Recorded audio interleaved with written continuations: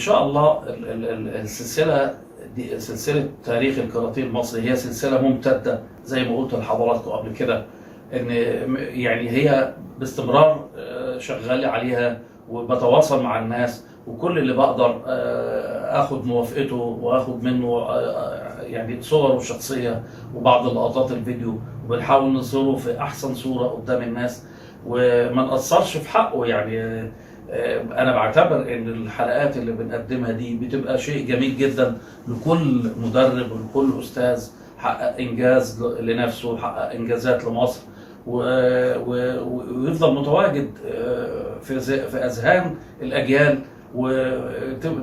يعني تفضل ذكراه موجوده باستمرار في اي وقت بنشوفه وبنذكره بالخير او بنترحم عليه. فدي من الاشياء الجميله جدا اللي هي توثيق حياه او توثيق حياه العديد او الاغلب مدربين مصر واساتذه مصر السابقين.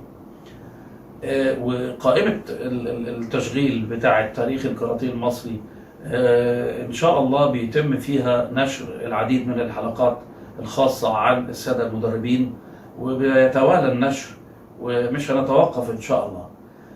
الصعوبات اللي بتقابلني اللي هي في عمليه التواصل مع اغلب الساده المدربين، وازاي نحصل على لقطات الفيديو والصور الخاصه بيهم وتاريخه الشخصي، وازاي ان احنا نعمل له حلقه جميله تتوافق معاه ويتم فيها اظهار جميع جوانب او انجازات حياته الشخصيه في خلال حلقه واحده مدتها 10 دقائق او 15 دقيقه على اقصى تقدير.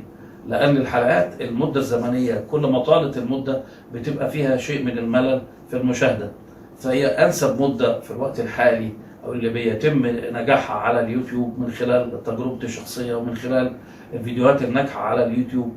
ممكن تكون من 10 ل 15 دقيقه، بتبقى شيء جميل جدا لما بيكون فيها اشياء شيقه للمتابعه وبيكون فيها محتوى جيد للحلقه نفسها. بيتم نجاح الحلقه وبيتم تداولها وبتنجح وبتحقق الانتشار والنجاح لينا كقناه والنجاح للشخص نفسه. وطبعا بالنسبه للرؤيه المستقبليه للقناه والخطوات القادمه ان شاء الله وايه اللي ممكن نقدمه من باب التطوير للقناه باذن الله. طبعا انا مش عايز اقاطع لان دي بتبقى توفيق من عند ربنا سبحانه وتعالى، فان شاء الله بقدم اشياء جميله واشياء غير روتينيه على القناه وحاجات فنيه ان شاء الله مش عايز افصح عنها، وكل شيء يتم في وقته بامر الله. انما سلسله تاريخ الكاراتيه المصري هي ممتده، وفي اي وقت بنقدم حلقه وانتظروا مننا كل جديد، وان شاء الله بيتم التواصل بصفه مستديمه مع الساده المدربين والساده المشاهير وكل من يستحق او ليه الفضل في تاريخ الكاراتيه المصري وفي نجاح مسيره الكاراتيه المصري على مدار 50 سنه. وبالنسبه لعمليه التواصل، انا الصعوبات دي بحاول اتغلب عليها وبحاول يعني يكون في شيء من الصبر وطولة البال على الساده او الاخوه الافاضل اللي انا بتواصل معاهم، وحتى لو هو امتنع عن انه يقدم لينا شيء او يحاول ان هو اخد منه موافقه شخصيه عشان نعمل له حلقه، فانا بلتمس العذر للجميع. زي ما دايما اقول ان في ناس وصلت لمرحله من الشهره والمناصب، فبيعتبر ان احنا لو عملنا له حلقه مش هنعمل تغطيه كامله لجميع جوانب حياته او تاريخه السابق. وممكن يكون التاريخ السابق قديم، ممكن ما يكونش فيه صور جميله او بعض لقطات الفيديو هو لاعب وكده، فبيعتبر ان ده شيء هينتقص من شخصيته او ينتقص من شهرته ويقلل من شأنه امام الناس. طبعا هي مش كده خالص. انا حساباتي مع الناس كلها ان اي صورة ابيض واسود او اي صورة قديمة او اي لقطة فيديو في بطولة او في تدريب او اي شيء، ده ليه قيمة عالية جدا لانها بتحمل تاريخ، والتاريخ بتاعنا او تاريخ الكاراتيه المصري زي ما قلت لحضراتكم قبل كده مش ما بيجيش من مصدر واحد، لازم يكون في العديد من المصادر والعديد من الشخصيات اللي احنا بنحاول ان احنا نستمع ليهم ونشوف تاريخهم في الكاراتيه، وبكده تبقى الرؤية كاملة.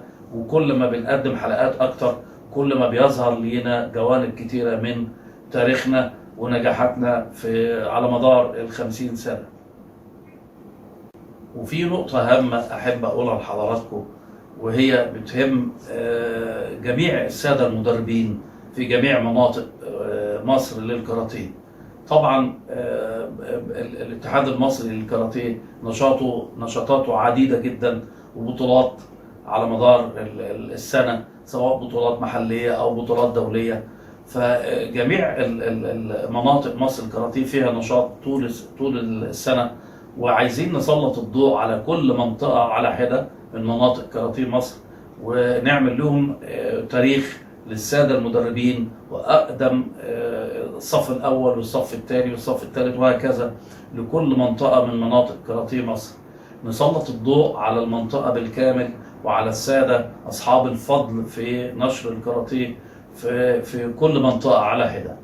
وطبعا ده هيدعم كتير السلسلة بتاعة تاريخ الكاراتيه المصري، وهيظهر الناس اللي مش هعتبرهم ان هم مشاهير، هم يعني كل منطقة بيبقى فيها اكتر من جندي مجهول بيبذل مجهود وبيتعب مع المنطقة بتاعته مع لعيبته، بيبقى ليه تاريخ كامل. فعايزين نظهر مجهودات كل المدربين او السادة المدربين الافاضل القدامى في كل منطقة بإذن الله تعالى.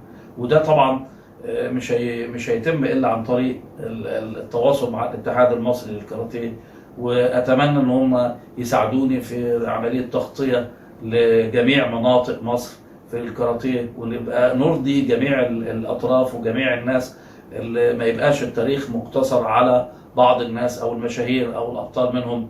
بالعكس هيكون شامل لجميع الوسط او المجتمع بتاع اسره الكاراتيه المصري باذن الله تعالى.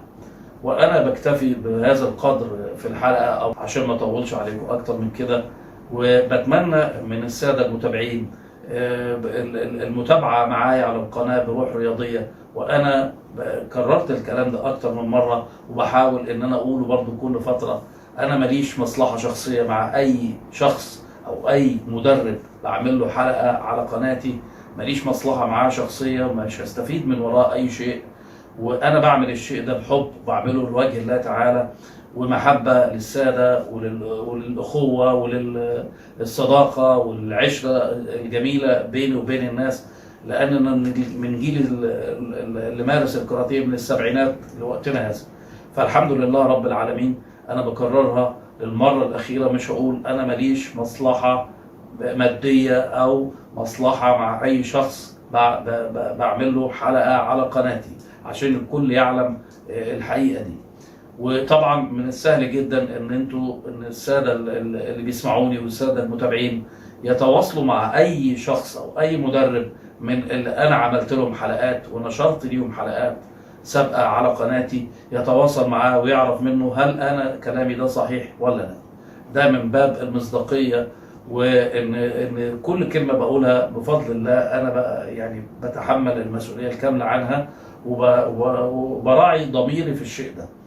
انا ماليش مصلحه شخصيه مع اي حد، مش معنى ان انا بطول بالي وبصبر مع كل واحد وبتواصل معاه وبتعامله وبعمل له حلقه ان انا هيجيني من وراه ربح مادي، او ان انا هيقول لك ده هو طالما بيعمل كده وبيطول باله معايا يبقى هو ليه مصلحه.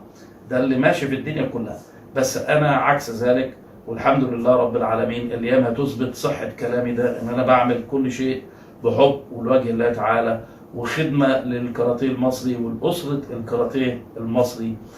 وبتمنى ان احنا نسيب ذكرى طيبه وسيره طيبه بعد عمر طويل، وهو ده الهدف الاساسي من نشري للفيديوهات على قناتي على اليوتيوب.